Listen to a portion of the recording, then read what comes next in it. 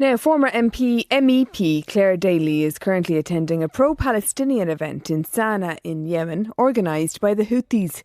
Pictures from the event showed a hall adorned with pictures and quotes of dead pro-Iranian leaders, including Iranian Supreme Leader Khomeini, and the Houthi slogan, "Allah is the greatest, death to America, death to Israel, and curse upon the Jews, victory to Islam," that adorns one of the walls. Well, just before coming on air, I spoke with Clare Daly from Yemen, and I first asked her what the conference was about.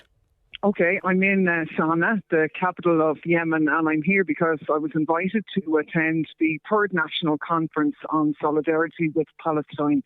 It's a huge issue in Yemeni society. It's a gathering of academics and people from Yemeni society to discuss the best way forward for how they can assist the Palestinian struggle. I mean, every Friday here there are 1 million people out on the streets in support of Palestine, and the conference was really to highlight that and discuss the best way forward. So that's how we ended up here. Exactly. And can I ask you who paid for this trip? Well, I was invited to attend as a speaker at the conference, so they paid our travel and accommodation. That's absolutely normal. I've organised multiple events in the European Parliament and had to pay for speakers there, but we weren't paid for it or anything like that. They paid our travel and accommodation as we were guest speakers, but that's no different than anywhere else. I'm going to the European Parliament next week or the week after, and they'll be paying for it as well. It's normal protocol in any of these events. Before we get to the conference then, I think you were also at the site of the bombings in Yemen, very high profile bombings now because of the controversy that's erupted in the United States about the conversations that happened in advance. Can you tell me what you saw there? Absolutely, yeah. I mean, on Sunday night here, there was a bomb on a residential district just outside of Sanaa.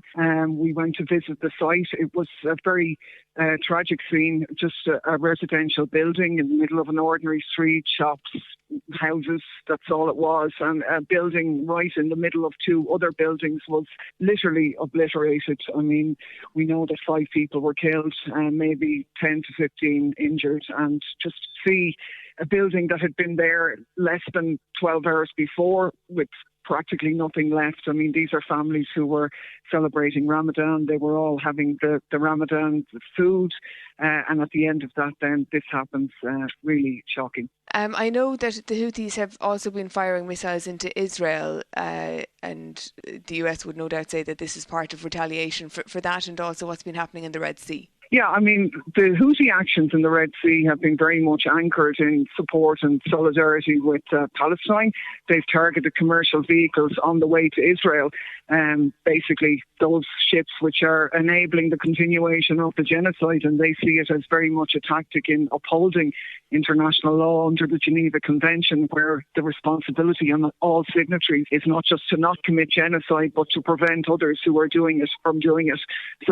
And they see the action very much in that way. I mean, they ceased the operations in the Red Sea when the ceasefire held, but now, of course, we know the Israelis have broken the ceasefire. We're on day 23 of the starvation continuing, the blocking of humanitarian aid, and the assault continuing on Gaza. So, yeah, that's, and when we think about what the US have done, I mean, everybody has probably read now the signal messages between the national security advisors who were literally planning this attack. They said in it they knew nothing about the Houthis. They said that they were no threat to any US interests, just to the commercial interests of mainly European vessels. And, it will be, what they've done here is really like if the Mexicans had decided to bomb some houses in Texas because they said, Argentina was being undermined economically. I mean, this is barbarism. It's completely outside of international law. It's actually a war crime. They had killed 53 people here only a couple of days before we got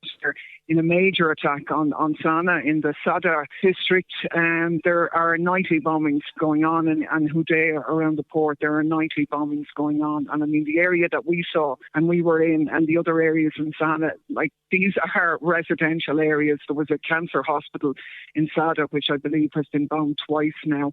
As well. These are ordinary people, and it seems like humanity is getting to a stage whereby targeting civilians has become normalised, and I think that's part of what the Yemeni forces are saying, is that if what's happening in Gaza is allowed to happen, well then everybody is potentially a target, because we're talking about might is right and no rules whatsoever.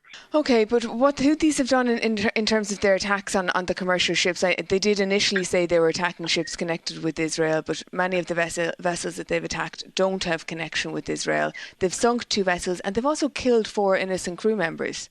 Well, I believe that a number of crew members were killed. That wasn't the intention. Clearly, the intention is to deter commercial vehicles and to prevent them enabling the continuation of the genocide. Obviously, any loss of life is tragic, but we have to see it in the context of the loss of tens of thousands of Palestinian children, hundreds of thousands probably at this stage in Gaza, who've lost their lives or been seriously disabled, not to mind the whole society being obliterated. And their position is, from my mind, one entirely in keeping with international law. And you can't fire missiles at commercial ships and be entirely in keeping with international law.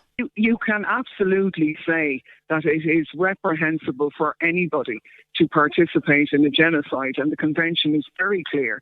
The obligation is on the signatories to prevent genocide from taking place. Can I ask you about the conference? And you say the best way forward for Palestine is being discussed at that conference, and potential solutions are being discussed. What solutions were being put forward? Absolutely everything. They discussed the movement of the young people in the US, the need for international solidarity across all countries.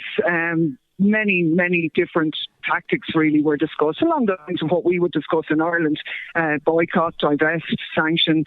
There were lots of interesting people there. Among the main speakers were high-ranking Houthi official Abdelaziz bin Habtour, a former Iraqi Prime Minister Adel Abdel Mahdi, and Abu Shamala.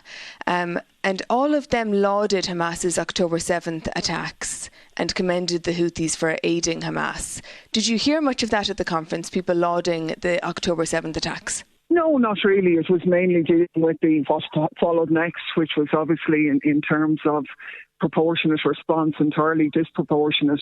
Okay, but when you say no, not really, obviously there were people lauding the October 7th attacks. It wasn't a theme, really. It was about how to stop the genocide now. I mean, it's no secret that the Houthis would support Hamas.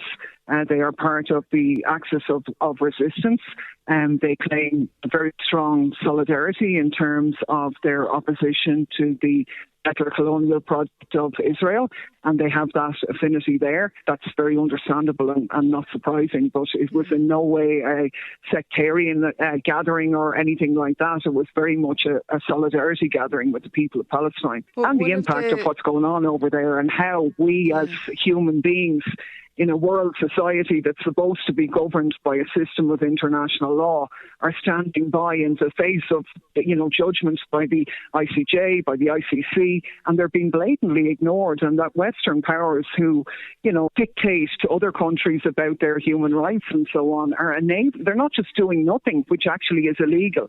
They're enabling it at every turn. Without the West and the US and Europe, this would never have started, and it certainly would be over in days, and we have to deal with that reality. Hold on, when you say without the US and Europe this would never have started, I mean 1,200 people were killed on October 7th when Hamas entered Israel.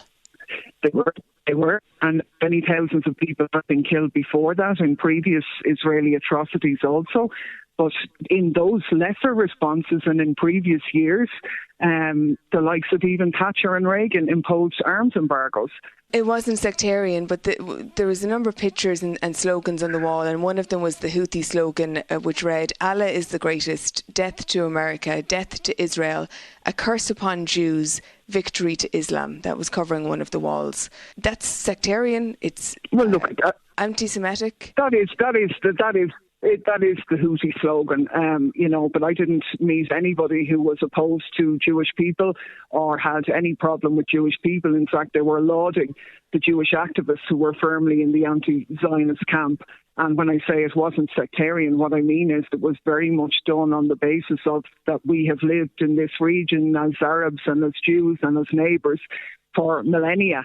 And we need to go back to those times that imposing a settler colonial project in this area, which has destabilised the entire region and made it unsafe for others, is not the way forward. And that's what I mean by non-sectarian. Claire, I don't know. Absolutely rooted I think that way. If I walked into I do. I was at Well, okay. Can I put it to you that if I walked into a conference that had a slogan on the wall saying "A curse upon Jews, death to Israel," I would walk back out again. Well, I think you have to see it in the context of the region that these people live in and the decades of repression that they have received and being at the receiving end from Western intervention and from Israel also. And it's rooted in that. That's the meaning of that, if you like. It's not anti-Semitic in its implications or in the day-to-day interaction with people. And I think that was very evident in the content of the papers and the academic papers that people presented at the conference. It wasn't, the impression is being given here that this was somehow some sort of a big rally of Islamist forces or something. It was not that. Obviously, the government in this area is run by the Houthis. That is their administration. They are Islamists. They are Muslims, and that is their ideology. But I certainly didn't hear anybody calling for Jews to be killed. I certainly did hear them calling for death to Israel and America, and by that they mean the dismantlement of the Zionist state of Israel, and they mean the dismantlement of American empire interfering around the world. I mean, they hosted Americans, there were Jews in attendance. I suppose it's the phraseology of the area that we are in at the moment, and looking at it through a Western lens can be uncomfortable, but the content and the demeanour and the interaction of the people here wasn't in any way of that nature. It was very much in keeping with any meeting of solidarity in Palestine that we would see in Europe, except that these people have been prepared to take direct action you would see and defend innocent lives in Palestine with their own. I don't think you would see a meeting in Europe at which there would be a number of main speakers present who had lauded the attack on October 7th of 1,200 innocent people, and where there were slogans on the wall saying "A curse upon Jews" and "Death to Israel," and where there were pictures on the wall of Hezbollah leader Hassan Nasrallah, of Yahya Sinwar, who was one of the masterminds of the October 7th attacks, one of the Hamas leaders, another Hamas leader, Ismail Haniyeh, and then to turn around and say that this wasn't... Go on. They also had pictures of hundreds of young men who have died in the past conflict over the past 10 years in this area, people who have died in defence of Palestine, in Lebanon and in other countries. And that for them is a struggle for liberation. And of course you wouldn't see those slogans in Europe, because our experience in Europe has been largely one of being the colonisers and the imperialists. We haven't been subjected to what these people have been subjected to. And I think their humanity and their tolerance and their sacrifice for the innocent people of Palestine is something that should make us in Europe absolutely wake up. They've been prepared to defend Palestine with their lives. Where was the humanity in the October 7th attacks? People were murdered in their beds. Well, we don't know the full nature of what... Well, we know 1,200 people died, including children. And we know hundreds of people were taken hostages, and innocent people taken hostages, kept as hostages for the last 16 months. The loss of civilian life is regrettable everywhere. But we're talking about wars and destabilize. That's what happens in these situations. These people would claim that they were defending themselves. What Israel has done subsequently is completely against international law as the occupying power. And I think we're deviating here from the real issue, which is the... But no, we live in countries where we have an obligation. Has deviated from international law. I'm not arguing about what's happened since October 7th. I'm talking about the people that you were associating with at this conference and what their beliefs are, which were written for you to see on the walls. And their beliefs are: curse to Jews, death to Israel, death to America, Allah is the greatest, October 7th attack was a great attack, something to be lauded. That's their views. Are they your views? I was at a meeting... You know well, those are not my views. I was at a meeting in the European Parliament on the 8th of October where senior officials in the European Union who are based in the area made a very clear statement that The only surprise to them that October the 7th happened was the scale of it, because it was very obvious in advance to that attack that the assault of the Israelis on Al-Aqsa Mosque, the intimidation by the settlers had massively escalated. They had warned the situation, and it was a reaction to the actions which had been taken by Israel beforehand. Now, they were senior EU people who were present in the area saying that at a meeting of the Security and Defence Committee. So they know well that what happened on October the 7th was a reaction to previous action. Yeah, and I understand that there was a context to October 7th. I mourn the loss of any... I understand there is a context to October 7th. We can't just say, oh, well, I understand it, and then we let those who try to do something about it. It's very sad that 4 sea people lost their lives in the attacks on the ships, but in the context of the loss of civilian lives of women, children, doctors, journalists, every piece of civilian infrastructure, the scale of it, really, the disproportionality coming here is that the real violence is being carried out by Israel, enabled by the West, Europe, and the US in particular. And without that, when the ceasefire happened, there were no actions taken by the Houthis in doing anything. So this is, if you like, a defensive mechanism towards defending the Palestinian people and trying to help end the genocide. And I think their actions very clearly show that. What's going on in this country where I am now is that these people are the victims of American terrorism, that civilians have been murdered in their homes by US warplanes, the manner in which we saw discussed through their signal messages, where they called it an amazing job, a good start. Ordinary people who have been the victims of this, not just now, but for decades. Can I ask you about one of the statements that you made during the press conference? You said the Zionist state of Israel is over. What did you mean by that? I think they've shown by their actions and their brutality that they have nothing else to rely on anymore. And I think, crucially, they've lost the hearts and minds of people everywhere, but particularly amongst the Jewish population, and significantly amongst the Jewish population in America, large numbers also in Germany and other places, that they cannot maintain themselves further because Zionism has been exposed as the apartheid state that it has been designated as. And that can't continue, a bit like South African... the state of Israel is over, or is it the government that you're talking about? In its Zionist form, absolutely, yeah. I just wanted clarity from you about what the state of Israel looks like after the Zionist state is gone, as you see it. What does that look like? What do you mean by that? Well, for me, I mean, it would be one where everybody, equal rights for all, a little bit like what happened after the dismantlement of South African... after apartheid in South Africa. I think the idea of a two-state solution now has passed. Too much has happened since then. So and it's a one-state solution equal rights for all. where they're all living together and working together is where what people you would live see. together, exactly. Okay. Sorry, very finally, Clare, can I ask you about the previous trips that you've been on, which have caused some controversy, and people will say this latest trip just adds up to paint a picture. Previous trips, for example, one in Iraq in 2021, you went there with Mick Waz to criticise American foreign policy in the region, but then footage of that was used in a YouTube video to promote the group. The group I was met were a group that had no involvement in anything like that. I make many trips. I was in the US State Department last year. I've been in Germany earlier this year. I've been in Sweden. I've been in Norway. I've been in Pakistan. I've been in many countries.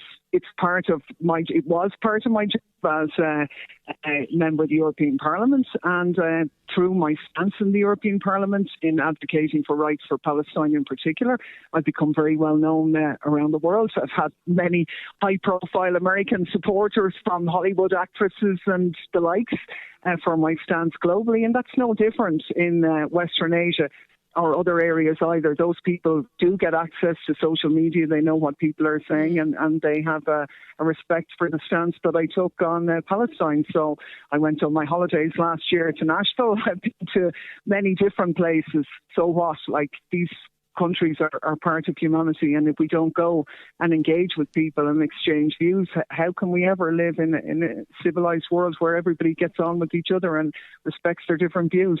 Clare Daly, we'll leave it there, and thank you very much for joining us. Thanks very much, Sarah.